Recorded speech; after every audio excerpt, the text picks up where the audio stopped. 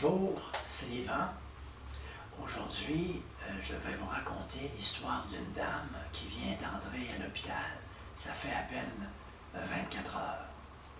Et le médecin lui annonce qu'elle a un violent cancer. Alors pour cette dame, j'ai intitulé ce récit Aide à mourir et dernière volonté. Fait que rendons-nous à l'hôpital, visiter la dame. J'arrive devant sa porte, je la salue.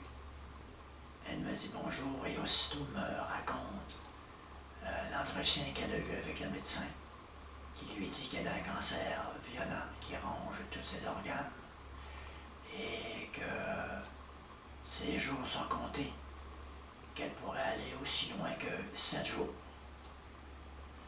Alors, c'est sûr que là, j'ai demandé l'aide à mourir. Après ça, elle continue de me raconter sa vie. C'est une femme très simple, seuil de la pauvreté, selon moi. Et puis, me dit aussi quel genre de relation qu'elle avait avec l'entourage, la parenté, qui était plutôt difficile. Fait que c'est ça qui était dans ces relations. Et puis, ça termine la première visite. À la deuxième visite, la dame est au téléphone et puis elle a des arguments avec une personne. Ça dure quelques minutes. Elle raccroche. Je lui dis bonjour. Elle dit bonjour. Puis là, elle m'explique qu'elle vient de... Elle dit, c'est le notaire. Elle dit que je viens de parler, là. Elle dit, je lui explique ma situation. Je lui demande de venir tout de suite à l'hôpital pour faire un testament. Il me répond qu'il ne peut pas avant 4 jours. Ben, 4 jours, moi, là, ça se peut pas, là.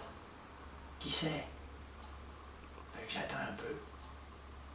Puis je lui suggère, je dis, madame, qu'est-ce que vous pensez si on faisait nous-mêmes un testament ici, là, dans la pièce? Elle dit, oui, c'est une bonne idée. Fait que je lui dis, attendez un instant, je vais aller chercher du papier et un crayon. Fait que je m'en vais à l'accueil dans le passage. Je demande du papier et un crayon. Là, je reviens. Et puis je demande à la dame, c'est quoi vous voulez au juste là? C'est quoi exactement, là? Qui va éclairer tous vos petits papiers là, que vous avez, là, qui traînent un peu partout là, depuis des années, là. Fait qu'elle me dit exactement ce qu'elle veut. Je l'écris. Je lui fais lire. Elle dit, c'est exactement ça que je veux. Alors, je lui dis, c'est bien. Je lui dis, moi, je vais être votre premier témoin. Fait que je signe les papiers à votre place. Puis là, je lui dis, je lui explique que vous êtes à l'hôpital, vous êtes malade, on ne connaît pas votre état de santé physique et mentale. Fait qu'on aurait besoin d'un témoin crédible, qu'il n'y aura pas d'obstination, puis de chicane par rapport à ce papier-là. Ça fait que j'attendez-moi un instant.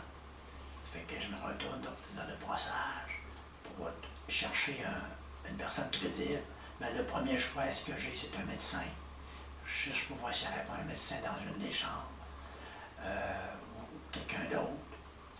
Et puis, il n'y a personne que je vois en ce moment. Alors, je retourne au centre, à l'accueil, où il y a un petit rond, là. Puis à l'intérieur, il y a du personnel, puis il y a une madame qui leur parle.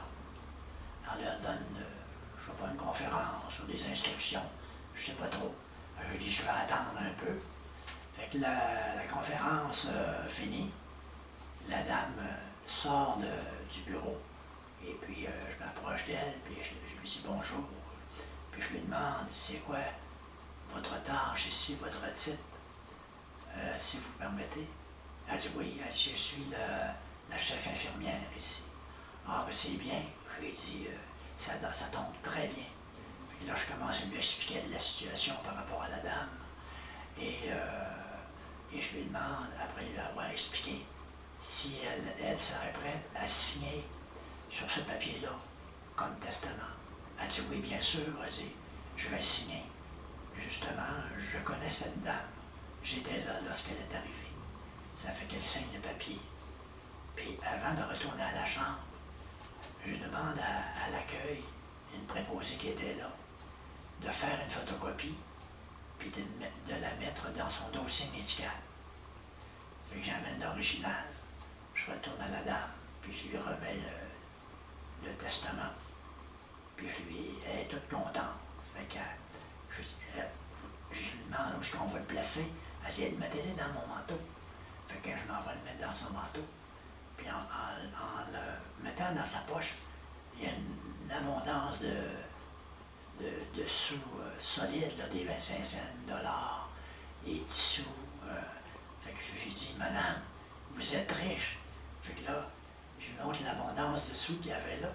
Elle dit, amenez-les-moi, amenez-les-moi. Fait que je lui remets.